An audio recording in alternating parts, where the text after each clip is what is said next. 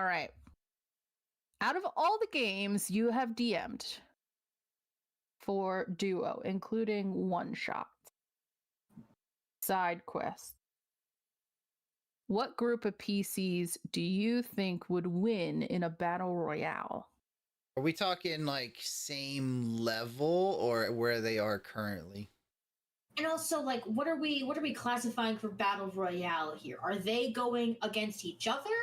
Am I putting all of my groups together? Like, what are we counting here as the battle royale? All right. So this is a Mr. Surduck question. So I'm sorry if I take an incorrect liberty with your question, Mr. Surduck.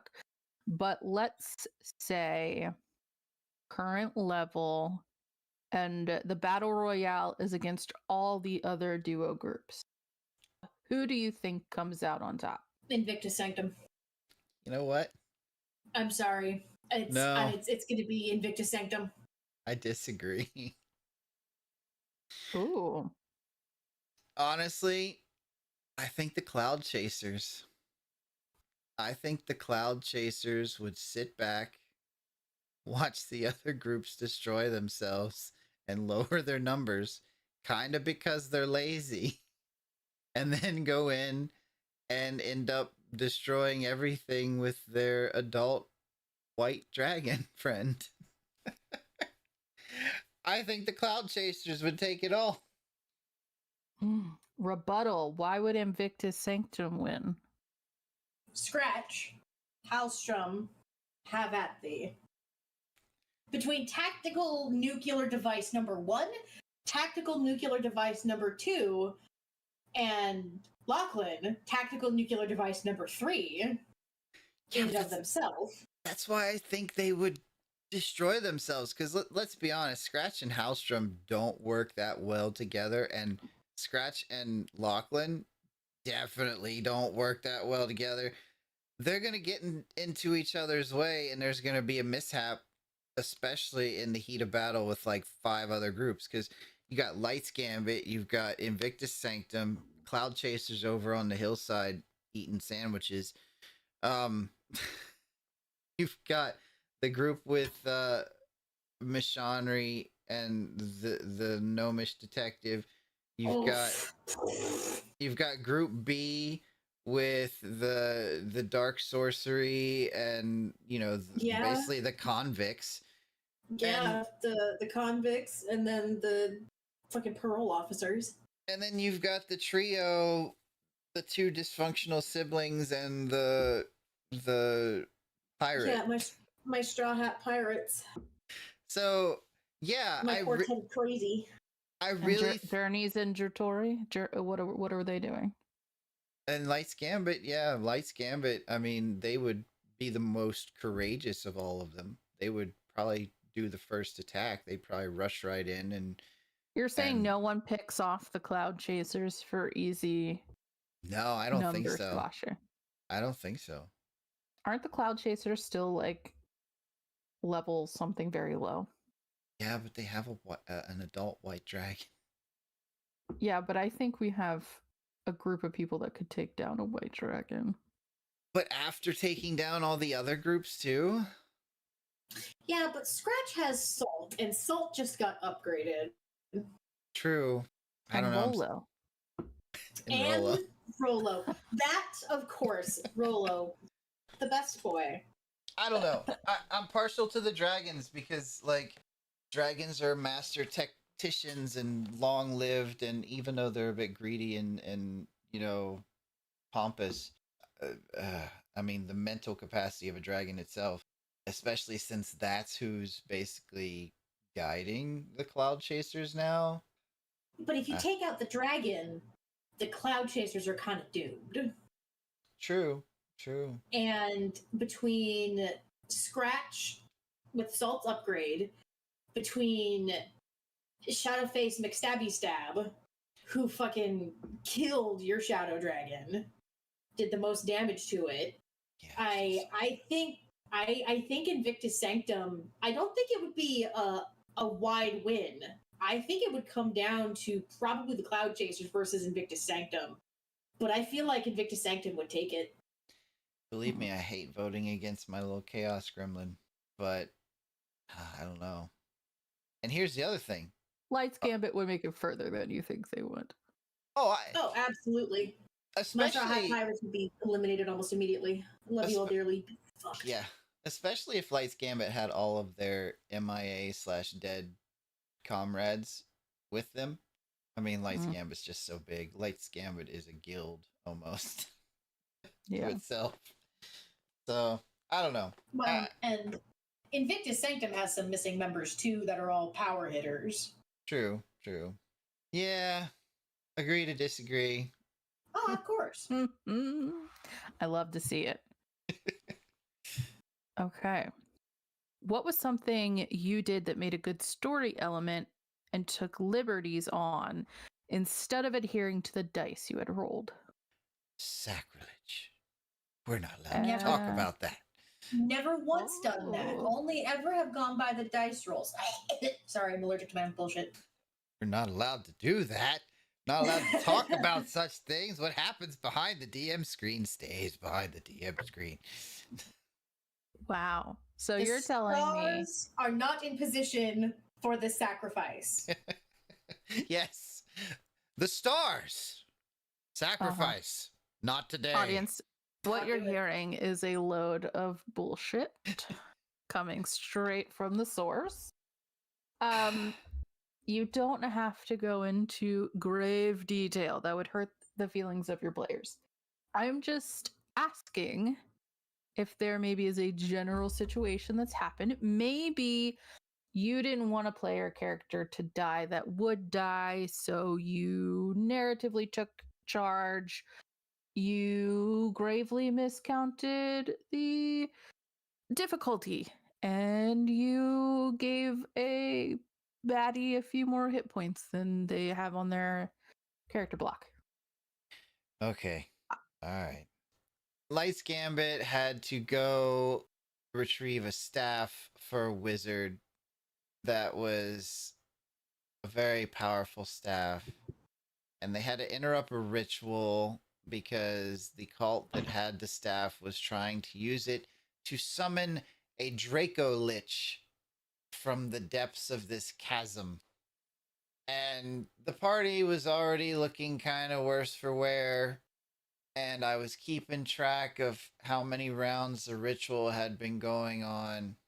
And with 2 people down and the rest of the party kind of looking bad, I may have accidentally miscounted how many rounds the ritual had been on, and it ended up taking longer than it was supposed to, which in turn made it to where the Draco Lich wasn't summoned and the group didn't get devoured by a giant undead dragon with magical superiority. I'd like to plead the fifth, Your Honor. I refuse to perjure myself in court. Well, too bad. This is not a U.S. court. This is a court of try. And our motto here is try again, because you're answering that damn question. There's been a couple moments in Adventures Anonymous that have not looked favorably upon my dear companions, that I have had to creatively adjust results that may not have been as fortuitous as originally intended. I thought I was being vague. I don't want to give too much away because there's a couple things I've had to fudge that one is very story relevant, one is not, but I'm not going to tell which is which, so I'm just going to be vague. Okay. For everyone listening at home, she's basically saying, my players are stupid and I've had to make sure that they don't fall off the edge of the cliff every day. That's okay. We take that. We take that in stride. Now, this follow-up question is specifically for our feline friend. So, say Journeys gets into a situation where they are in far over their ability level, okay? Currently. And with the things that we're fighting, this might be a plausible situation. Would you ever pull punches to keep the narrative going because we're on stream? DMing is like an onion. No, that's ogres. Mm. DMing is constantly a balance between structure in the rules, emotions of the players, sanity of the DM, and the rule of cool. And while to mention something Gamma mentioned in chat down there, the rulebook does tell you to break the rules if the story would be helped by it. And if Light's Gambit and Journeys of Dratori were to get in over their head, would I pull the punch? No. No, I don't think I would. Had I been asked that question a few years ago, I probably would have said yes. But I think my players are mature enough now that if they were to lose people, characters, that while it would be painful, it would also be captivating as a story, especially if someone survived. I may pull a punch to prevent a total party kill, but if it's just a punch where a few members are going to be gone, then I don't think I would. Hey, that is a moral code to stand by. Now, this next question is also just for Doomer.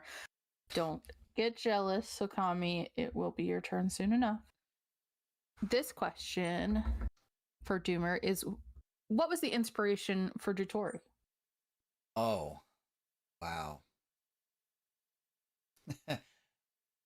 When I was A young boy. actually, yes, when I was 16, playing around on Yahoo Chat before it got destroyed. I'd already been role playing, writing stories and such for a couple years, and I met. It's funny. I met this character in a chat room called the Slave Auction, which is where everybody in RP hung out because it was where white knights hung out and people with more devious ideas and wants in an RP. And I had talked to this player and had told them that I wanted to write a story where the villain wins. And we played this out, and we've played it out probably a total of 3 or 4 times. Different time periods. We went from like medieval fantasy to modern fantasy, back to medieval. And Astral became a very good friend of mine throughout the years. We've known each other for at least a couple decades. I won't say how many because then I'll date myself. But You already did with Yahoo Messenger. well, yeah, a lot of people were on Yahoo Messenger. Uh, but yeah, we wrote this, and some of the RPs got transferred into story mode, and some of the beginning of the RPs was already a book I was writing called Shadows of the Eternal Flame. And actually, our big bad is that villain that I wanted to see what would happen if the villain won. As we played this together, we brought in all these different NPCs, which are now NPCs in this world. And we designed the world, at least a small corner of it, and expanded upon that. And this whole world just was really interesting to me. Like, you know, a world that lost their gods. They're not sure why they lost their gods, but it ends up being one of their, you know, almost gods that ended up taking out all their gods. And the whole thing was based off the teenage role plays in a chat room and on message boards of 2 people back in the day. And yeah, just kind of grew from there. And most of it was already created by the time we started our campaign. and it's just the campaign itself is giving me a lot of reasons to flesh out more parts of the world and to make things that have happened with different characters now canon, and for different people's backstories to become canon and help influence how the world works. And yeah, so yeah, that was the full inspiration all those years ago. And it's been a ride. It's been a ride. Um Looking back on it now, there was some parts that it was like, oh yeah, definitely was 16 when I wrote that. Gotta gotta change that some more. But yeah, Astral was a big part of the Dratori campaign in the beginning. We were bouncing off ideas like, oh, we gotta flesh this out, and she would help me write some things. And then sadly, her interests changed a little bit, and we didn't hang out as much anymore. And yeah, I kind of like to get back into hanging out with her and fleshing out some of the stuff, but people's lives are busy and crazy, and hopefully we can make it work and maybe finish this out and see where the story goes, and hopefully she could be a part of it when we get to the point where, you know, the Sylvari can actually show themselves. But yeah, that's the inspiration. And I know I kind of rambled there for a minute, but yeah, that was it. No, It's a good ramble. yeah, it was really interesting. Um, not anything that I would have rolled off with like, oh, I think it's so and so. I wouldn't have guessed. I think it's really cool. That's a story that's kind of lasted the test of time. But follow up, like, this is my personal follow up question: is what is Drutori? Where did that come from? What does it mean? Oh, I have this crazy method that I developed when I did a lot of creative writing on how to make interesting names. I always found out to myself that every name I came up with sounded like another name. Like, you know, I'd take two words and I'd mash them together. And I'm like, oh, anybody's going to know that I just took two words and mashed them together. Or they were like different language words, which I quickly learned a lot more people know how to speak those languages. But I developed a method, and I'm sure I have the notebook somewhere, where I would write letters out, because there's only 26 letters of the alphabet, but the RSTLNE you use more than anything else. So Of the English alphabet, we're not here to offend anyone else's yes, language. yes. Very true. But there's a D100, and I would roll a D12 or some other dice once I found out if I wanted a short name or a long name.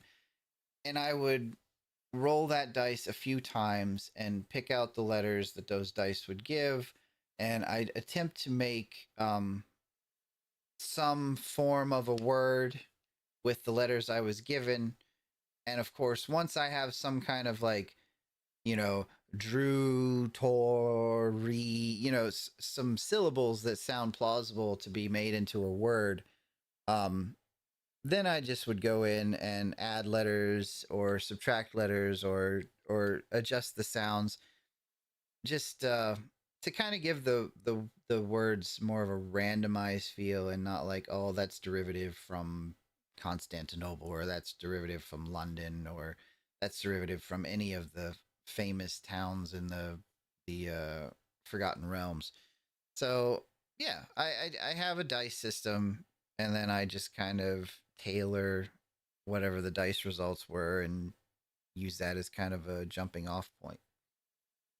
And Drutori was actually very much of a shorter name when the inspiration came, and I added all the like silent H's and and the J and and all that kind of stuff.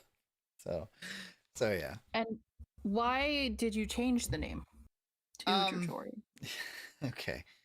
It was originally the Lands of Clefairy, and first of all, it sounds like Clefairy from Pokemon, and I didn't want to go Sure, there. that's where my brain went automatically. But at ground zero, Clefairy actually came from my role playing days on Yahoo Messenger as well. There was an old way to figure out what your Jedi name would be back when episode 1 came out. And it was Mhm. the first 2 letters of your last name and the first 2 letters of the town or city you were born in. And that's where Clefairy came from. So I didn't want to have that be the legacy from some stupid little internet meme back before memes were a thing. And so I decided to kind of let the name grow up a little bit and become its own thing. That's really funny. Yeah. Yeah. I enjoy that. I enjoy that immensely. It feels so appropriate that the original name came from a Star Wars meme. Absolutely. Like 100%. I'm honestly surprised it has nothing to do with Ghostbusters. Well, Yeah, there it is. Yeah. we're not talking about those parts of the campaign. Yet. You I knew don't there was something know strange in what that we're gonna get neighborhood. into. Will not reveal my secrets. You will. You absolutely will. Eventually. It's in your contract that you signed, actually. So sorry, you didn't read the fine print. Haha! Contracts we signed by have- minors are invalid. Lawyers, ew. We don't own an island. We will not come out on a list. We do not associate with minors. Thank you. Yeah, there's not enough Like- Eldritch catnip. Like, oh my god, you guys are terrible. I was talking like gold miners, obviously. God, what is wrong with you people? Oh, hell. That's where you're going. Look, it's relevant. It's in the zeitgeist. I hope everyone has enjoyed the first part of our little interview. And by little, I mean epically awesome, fantastically amazing. We're going to go to a quick commercial break.